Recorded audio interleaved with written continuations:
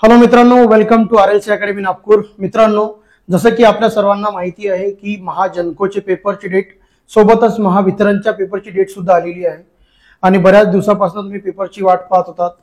मधल्या पिरियडमध्ये बरेच विद्यार्थी सांगत होते की कट ऑफ काय असेल किंवा काय नसेल।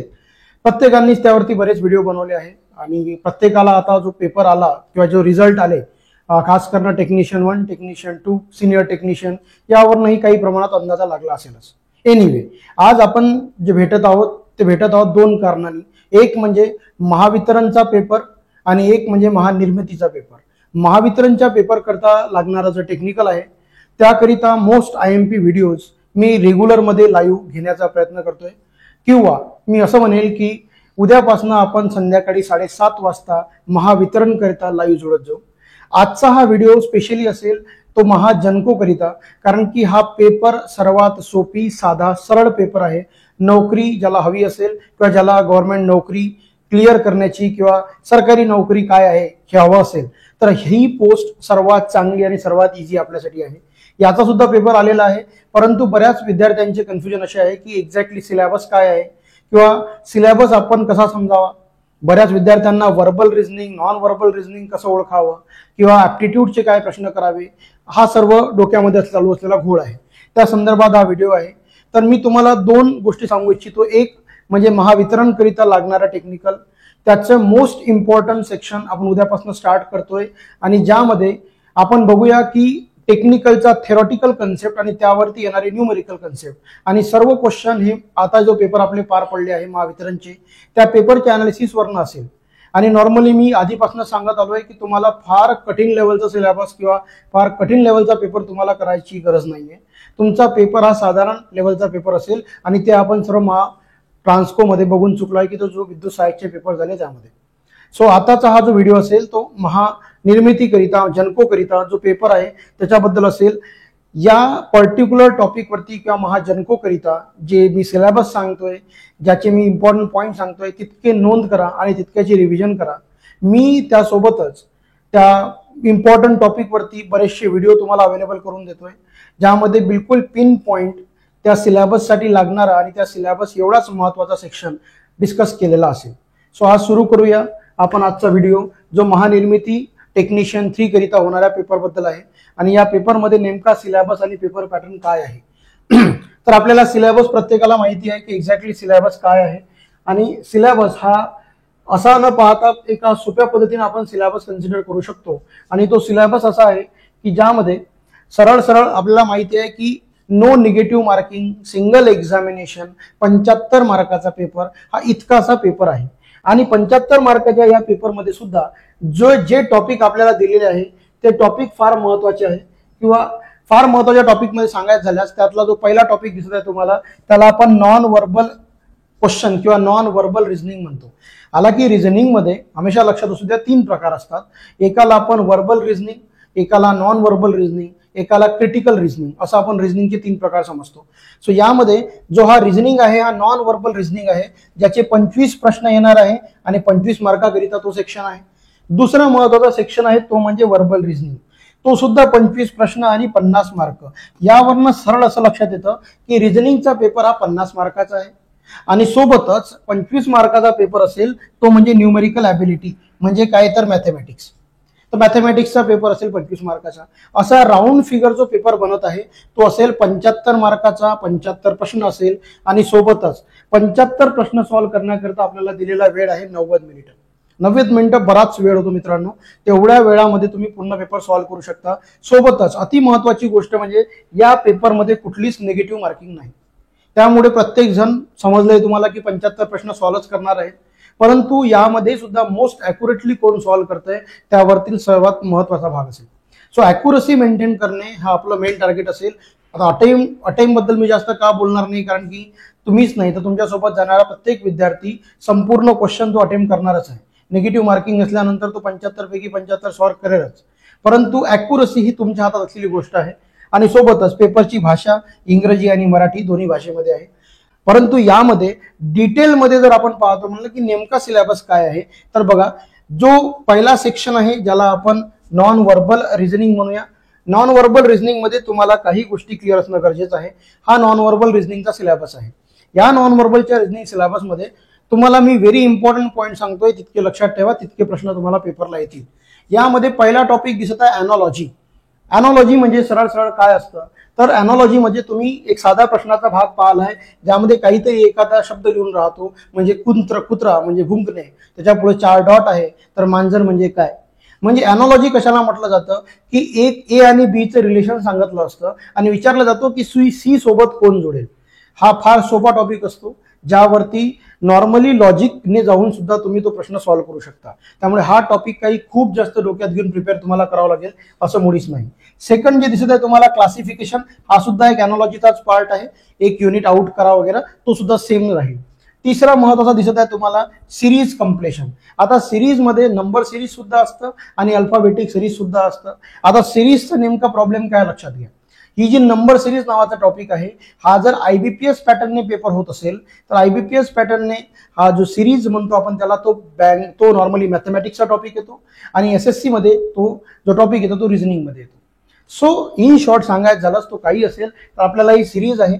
सिरीज तुम्हाला प्रत्येकाला समजते, मग ती अल्फाबेटिकल असो किंवा नंबर सिरीज असो की 2, 4, 5 तर मग पुढचं अक्षर कुठलं राहील, किंवा 1, 2, 3, 4 तर पुढचं अक्षर कुठलं राहील, अशा पद्धतीचे प्रश्न ज्यामध्ये येतात ती टॉपिक आहे सिरीज. त्यानंतर दिसतंय तुम्हाला कोडिंग डिकोडिंग. या टॉपिक वरती तुमच्या पेपरमध्ये आरामात 3-4 प्रश्न येतील कोडिंग डिकोडिंग वरती. मग त्यामध्ये चायनीज कोडिंग सुद्धा येऊ शकतं, त्यामध्ये सिंपल कोडिंग सुद्धा येऊ शकतं. हे सर्व जे टॉपिक आहे ते बिलकुल तुम्हाला येणारे टॉपिक आहेत. त्यानंतर ब्लड रिलेशन. आता या टॉपिक शिवाय तर कुठला पेपर पुढे होतच नाही. ब्लड रिलेशन नातेवाईक संबंध तुम्हाला येणारच आहे, परंतु हे इतकेही कठीण नाही. आणि मुळात ह्या ज्या भाकडकथा आपण ऐकलेल्या आहेत की मग त्याला स्वतःच्या जागी ठेवा आणि मग आन्सर करा, अशा कुठल्याच मेथडमध्ये न जाता सरळ सरळ साध्या पद्धतीनं एक अप्रोच पूर्ण त्याला सॉल्व्ह करा, तुम्हाला तो आरामात सॉल्व्ह करता येईल. डायरेक्शन सेन्स, त्याच्यावरती एक किंवा एक प्रश्न हार्डली येतो. डिस्टन्स डायरेक्शन वरती, ज्यामध्ये साधारणतः अशा पेपरमध्ये पायथागोरसच्या थेरमचा प्रश्न सुद्धा येऊन जातो की तुम्हाला समजतं पायथागोरसची थेरम कशी अप्लाय करायची. त्यानंतर जे तुम्हाला अल्फाबेट आणि नंबर अँड लेटर रँकिंग, आणि हे जे दोन्ही टॉपिक आहे बेसिकली हे एकच टॉपिक आहे.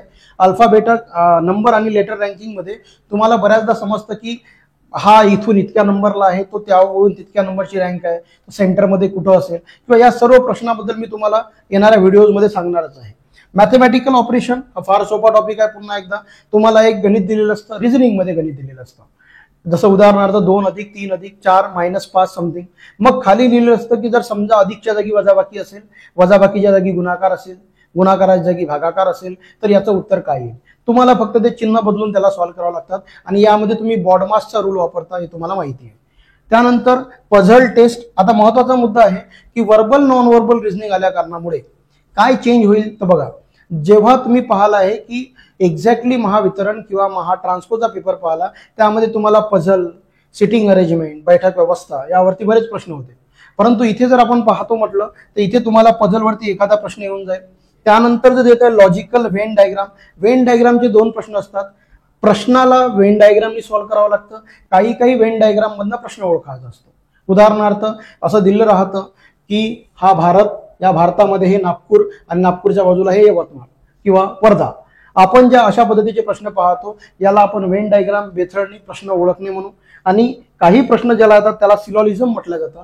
सिलॉलिझम मध्ये आपण प्रत्येकाने पाहिलं आहे की काही कुत्रे मांजर आहे, काही मांजर गाढव आहे, अशा टाईपचे जे प्रश्न येतात सम ऑल नो वाले, हे सर्व यामध्ये येतात. हा इतका सोपा आणि सिंपल सेक्शन आहे. यावरती मी बिलकुल तुमच्या पेपरच्या आधी पुढच्या 5-7 दिवसामध्ये तुम्हाला जास्तीत जास्त व्हिडिओ देण्याचा प्रयत्न करतो आणि तेवढं जरी बघितलं तरी सुद्धा तो आम्हाला यामध्ये स्कोअर करता येईल किंवा त्याची प्रॅक्टिस केली तरी सुद्धा. चला, दुसरं रिझनिंग आहे ते आहे नॉन व्हर्बल रिझनिंग. आता हे नॉन व्हर्बल रिझनिंग याला तुम्ही म्हणता, हे नेमकं रिझनिंग काय असतं. हे रिझनिंग ते आहे की जे व्हिज्युअली आपल्याला सॉल्व्ह करावं लागतं. व्हिज्युअली सॉल्व्ह करणे म्हणजे नेमकं काय करणे, तर बघा, एक तर आहे सिरीज, इमेज बेस्ड सिरीज राहू शकते, जे तुम्हाला नॉर्मली प्रश्न विचारले जाऊ शकतात. यामध्ये जो कामाचे प्रश्न आहेत हे इथे आता सोडा आणि इथून मिरर इमेज, वॉटर इमेज. आता हा काही प्रश्न नाही आहे. मिरर इमेज अशी राहते, वॉटर इमेज अशी राहते. आपण ह्या कन्सेप्ट तुम्ही पाहिलेल्या नाही तरी मी तुम्हाला हे सांगेल की नेमकं याला सॉल्व्ह कसं करावं लागतं. त्यानंतर दिसत आहे पेपर फोल्डिंग किंवा पेपर कटिंग. हा सुद्धा पेपरला प्रश्न येतो. फिगर मॅट्रिक्स, एम्बेडेड फिगर बनवणे. आता जे मुलं काही ALPचा अभ्यास करत असतील त्यांना हे फिगर मॅट्रिक्स किंवा एम्बेडेड फिगर त्यांना सायको टेस्टसाठी करावंच लागेल, त्यांचं आता ऑलरेडी त्यांना करावंच लागेल, तर ते मुलं करत आहेत तुमच्यासोबत. त्यानंतर क्यूब अँड डायस, दिसायला ऐकायला खूप मोठं टॉपिक वाटतं, पण फार सोपी, फार साध्या पद्धतीनं क्यूब अँड डायस सॉल्व्ह करता येतो. जस्ट फक्त ते सॉल्व्ह करण्याची टेक्निक आपल्याला माहित असावी. काउंटिंग ऑफ फिगर्स मध्ये नॉर्मली मुद्दा असा आहे की काउंटिंग ऑफ फिगरमध्ये ट्रायंगल्स काउंट करा किंवा स्क्वेअर काउंट करा असे काही प्रश्न येतात. त्याच्या प्रत्येकाच्या ट्रिक्स आहे. त्या ट्रिक्समध्ये जर तो क्वेश्चन सापडत असेल तर तो सर्वात इझी आहे, नसेल सापडत तर सर्वात डिफिकल्ट आहे. सो आपण जेवढ्या जास्त ट्रिक पॉसिबल आहे तेवढ्या जास्त आपण बघूया आणि त्यावरती आपण सॉल्व्ह करण्याचा प्रयत्न करू. सपोज जर सॉल्व्ह होत असेल तर आपल्यासाठी फार छान. त्यानंतर इकडे ग्रुपिंग दिसत आहे तुम्हाला किंवा construction of square and triangle, असा हा नॉन व्हर्बलचा सेक्शन असतो. तिसरा महत्वाचा सेक्शन जो आहे आपल्या पेपरमध्ये तो असेल, त्याचं नाव आहे न्यूमेरिकल ॲबिलिटी. न्यूमेरिकल ॲबिलिटी म्हणजे नेमकं काय, तर न्यूमेरिकल ॲबिलिटी म्हणजे ॲप्टिट्यूड. 25 प्रश्न गणिताचे सुद्धा येणार आहे. आता गणिताचे प्रश्न येत आहे याचा अर्थ आपल्याला काय काय प्रिपेअर करणे आहे. आपल्याला अर्थमॅटिक सिम्प्लिफिकेशनचा सेक्शन क्लिअर हवा. त्यातला पहिलाच टॉपिक आहे सिम्प्लिफिकेशन, व्हेरी मोस्ट इम्पॉर्टंट. कारण की सिम्प्लिफिकेशन मध्ये आता इथं अप्रोक्सिमेशन सुद्धा आलं, एलसीएम एचसीएफ सुद्धा आलं, त्यासोबतच इथे नंबर सिस्टम सुद्धा आलं. या तिन्ही टॉपिकचं मिक्सचर मी एकाच टॉपिक मध्ये लिहून दिलं, ज्याला आपण सिम्प्लिफिकेशन म्हणतो. स्पेशल 1 किंवा 2 प्रश्न रिमाइंडर थेरमवर येतील. रिमाइंडर थेरम तुम्ही ऐकलेली आहे आणि नाहीच ऐकल्या तर तुम्ही भागाकाराचा बेसिक आयडिया तुम्हाला आहे. भाजक कशाला म्हणतात, भागाकार कशाला म्हणतात, रिकाम बाकी कशाला म्हणतात, ह्या ज्या कन्सेप्ट आपण पाहिलाय त्या कन्सेप्टवरती काम करतो ते म्हणजे रिमाइंडर थेरम. त्यानंतर दिसेल तुम्हाला ॲव्हरेज, रेशो, प्रपोर्शन सोबत पार्टनरशिप सुद्धा जोडा. यामधला रेशो प्रपोर्शन फार महत्वाचा टॉपिक आहे, कारण की जो प्रश्न कुठल्याच कन्सेप्टनं सॉल्व्ह होऊ शकत नाही तो आपण रेशोने करू शकतो. अशा बऱ्याच कन्सेप्टमध्ये आपण रेशो यूज करतो, त्यामुळे रेशो हा फार महत्वाचा टॉपिक आहे. त्यानंतर percentage, simple interest, compound interest, profit loss, सरळ व्याज, चक्रवाढ व्याज, नफा तोटा, हे सर्व महत्वाचे टॉपिक्स आहे, ज्यावरती 2-3 प्रश्न तुम्हाला पेपरमध्ये दिसेल. त्यासोबतच इथे टाइम, वर्क अँड डिस्टन्स हा टॉपिक दिसत आहे. टाइम अँड वर्क जो म्हणतो आपण टॉपिक, त्यामध्ये टाइम अँड वर्क, पाणी आणि टाकी, pipe and system, boat and stream हा टॉपिक त्यामध्ये इन्क्लूड होतो. त्यासोबतच ट्रेनचे क्वेश्चन येऊ शकतात. हे जे काही प्रश्न आहेत ते या टॉपिकमध्ये विचारले जातात. त्यानंतर डीआय, अगेन व्हेरी इम्पॉर्टंट. एक डीआय तुम्हाला नक्की येईल पेपरमध्ये आणि डीआयची एक खासियत असते. डीआय म्हणजे काय, तर ग्राफवाले, आलेखवाले प्रश्न, डाटा इंटरप्रिटेशन म्हणजे डीआय. डीआय वरती एक प्रश्न येईल, पण एका प्रश्नावरती म्हणजे एका डीआय वरती 5 प्रश्न राहतील. तर आपल्याकरता हा टॉपिक महत्वाचा आहे आणि याला सॉल्व्ह करण्याकरिता तुम्हाला रेशो प्रपोर्शन समजणे, पर्सेंटेज समजणे फार महत्वाचं आहे, तेव्हा ते इझिली आपण सॉल्व्ह करू शकतो. त्यानंतर इथे देत आहे क्वाड्रेटिक इक्वेशन. हा असा टॉपिक आहे की ज्याला अर्धा घंटा पाहिला तरी सुद्धा सॉल्व्ह होऊन जातो.